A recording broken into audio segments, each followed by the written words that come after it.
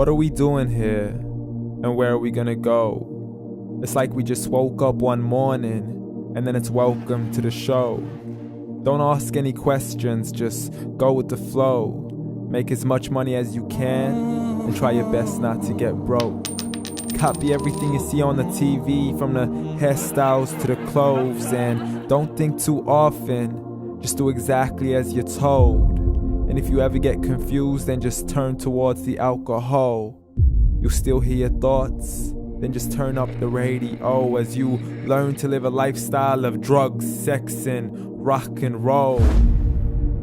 But in all honesty, I just need to know, is there more to the cycle than growing and getting old? Living and dying just to leave behind a happy home and a whole lot of property that somebody else is going to own.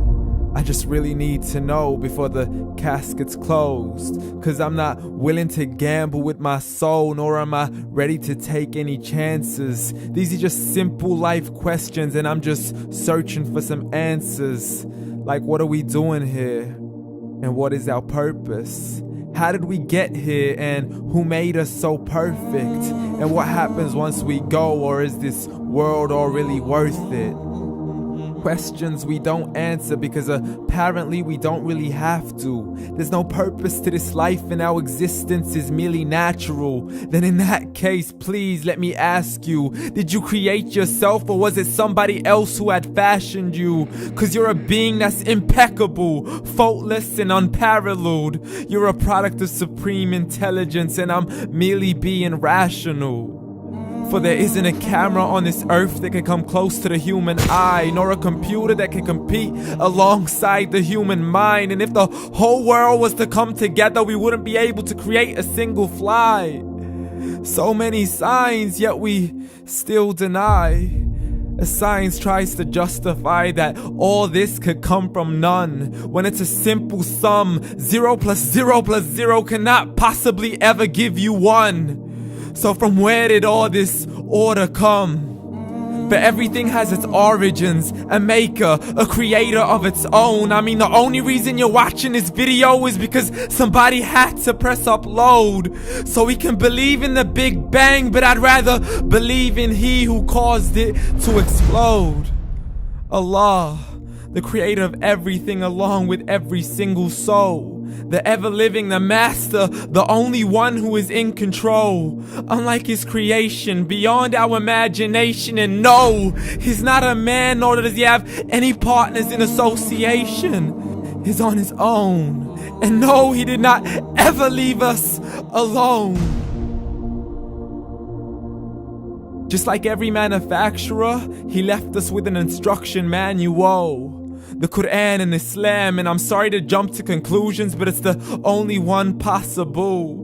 The only definition of God is the one and only supreme being. It's logical, a book with 0 contradictions, with miracles that are both scientific and historical, all revealed over 1400 years ago. Like the detailed description of the human embryo. The descriptions of the human embryo in the Quran cannot be based on scientific knowledge in the 7th century. To the mountains as pegs holding firm the earth below, and the 2 seas that don't mix in a complete separate flow. To the planets in orbit, alternating night and day as they stay in flow. The expansion of the universe and the creation of everything from H2O.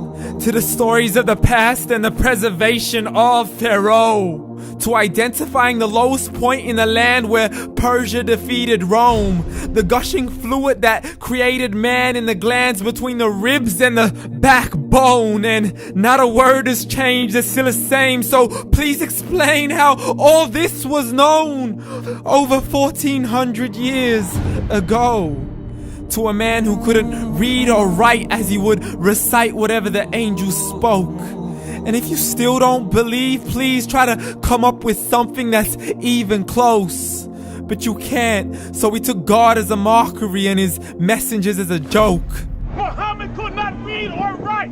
How's somebody who can't read or write gonna start a religion? Dismissed his scriptures as legends and tales of the ancient folk, as we live life according to our whims, desires, and hopes. saying this life is the only home we will ever know. We will live then die, then simply turn to bones. YOLO! Correction, after the grass dies, the rain arrives and it regrows, and Allah promises to do the same thing to your very soul and bring you back from your very fingertips to your toes, as the all-seeing supreme being watches us so close, and we are surely being tested in our wealth, our health, and our self, and everything that we've been blessed with. So believe, for we will surely be resurrected and be brought back to our Lord and account for every single deed, as He hands us our books and